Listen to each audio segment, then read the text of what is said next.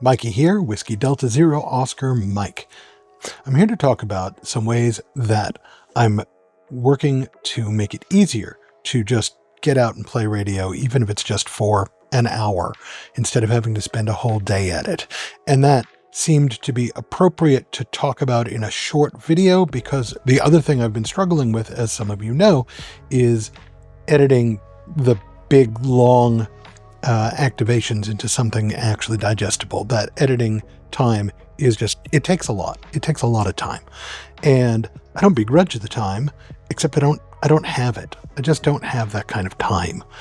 And yet I want to have a channel. I want to talk to people. I want to be out there. So this is a little bit about how I'm finding ways to make things a little more bite-sized. So here's an example. Today, the weather was going to be nasty. It's the 29th of March, to be clear, 29th of March, 2025. And the weather today is going to get nasty. It was very nice yesterday, but today it's going to snow eventually. Probably not right away. It's going to rain at least. And you can operate in the rain as long as it's not going to be a thunder boomer. You can activate in the rain. I've done it. Obviously, if it's going to get too wet, you want to worry a little bit maybe about the antenna and the feed line and all of that. But if the feed line's intact and your actual equipment is undercover, it should be fine. I mean, I don't know that I'd want to operate in a downpour, but if it's drizzling, that's fine. That's not a problem. Anyway, I decided I was going to go out for an hour because I was pretty sure I had a window of an hour where I could operate. And I did. I went to Fort Snelling, which is not the best place to operate, but it's close. So that's thing number one, is I found a place close by I could operate instead of going all the way to Afton. I love Afton. I've talked about Afton. I still haven't posted any of my videos from Afton, but I love Afton because it's got height and Snelling doesn't. But Snelling is close. Snelling works pretty well. Nobody at Snelling cares. Nobody, like, the Rangers just drive on by. They know what we're doing. I went to set up and I realized I had a couple of problems. Problem number one is I had left my antenna analyzer at home. I'd brought it in to play with something and didn't put it back in the car.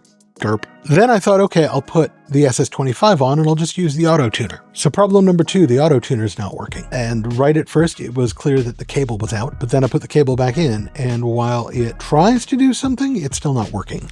I think that whatever caused the cable to come out, like something kicked it or pulled at it. It's not, my cable management in the car right now is not all it could be. It's kind of a rat's nest, to be perfectly honest. And it got pulled at some point by something. And it probably damaged the port, is what I'm thinking, because when I put it back in, it's clear that the port's actually kind of wobbly on the tuner. Now, the tuner came with the radio, relatively cheap. I don't want to make it sound like this stuff is disposable, especially if you have spent full price on it yourself. Don't think, oh, well, it doesn't matter if it breaks. Of course it matters if it breaks, but I have alternatives. I've talked it before about being flexible, particularly if you want to be able to operate quickly. Having a plan B ready is part of how you operate quickly. So then I realized I could still go back to my original plan, which was to put a 15-meter hamstick on the back of the car. And the radio, the IC7100, has a basic SWR sweep in it. It has no internal tuner, but it does have a basic sweep. So I can tune the antenna. And I now know, I did that. I did a weekend where I focused on learning how to tune the hamsticks, which I really should post that, but I haven't yet. I did a weekend where I did that. And so I know more or less how to tune the 15-meter hamstick for resonance right across the band. And as it happens, I hit it head on. Today's a contest weekend. It's the CQ Work All Prefixes contest.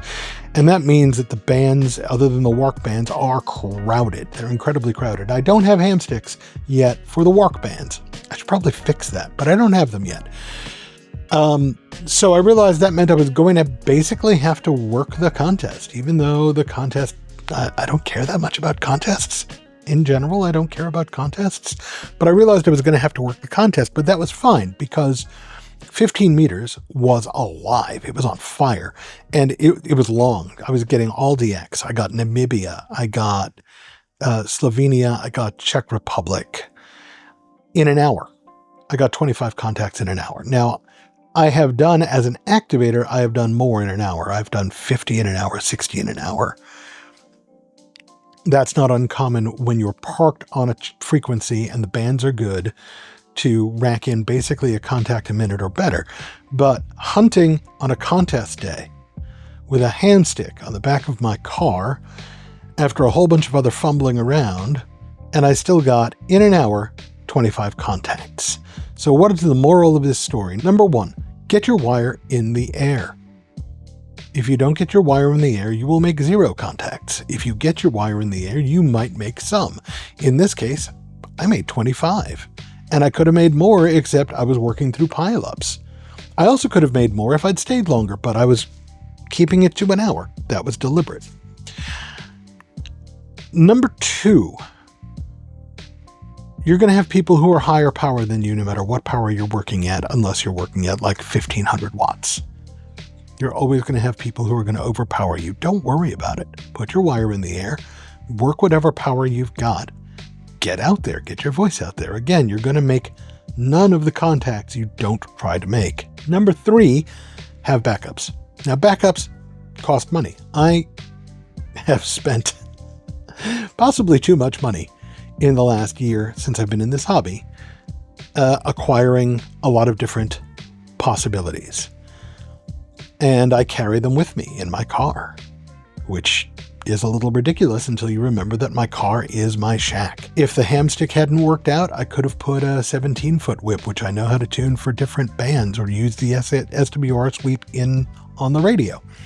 There were multiple options on hand for getting on the air quickly and still keeping the entire activation, including setup and teardown time, to less than an hour and a half, and an hour on the air. Number 3, work the contests.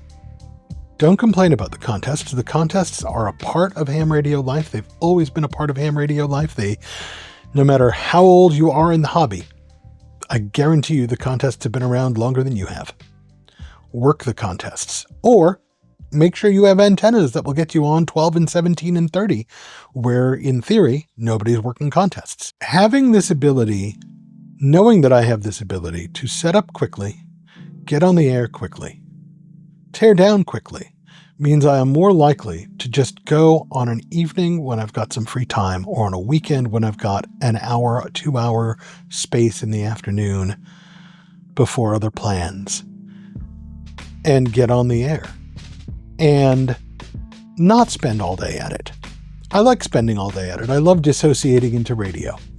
But I also like the idea that I can do this in bite-sized chunks. If I had a shack at home, I could just, go upstairs, flip the switch, make a few contacts, maybe work the contest for a couple of hours because I don't have anywhere to go and it's all set up already. Sure. I don't have a shack at home. I am portable all the time.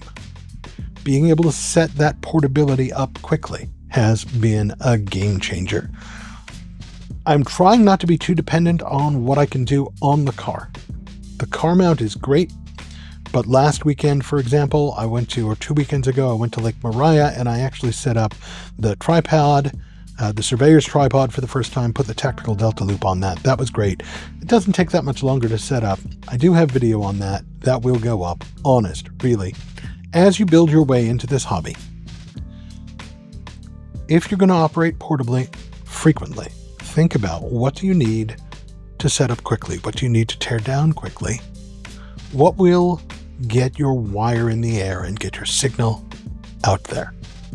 Don't worry about perfection. Don't worry about this guy says you got to have this kind of antenna and that guy says you got to have that kind of antenna.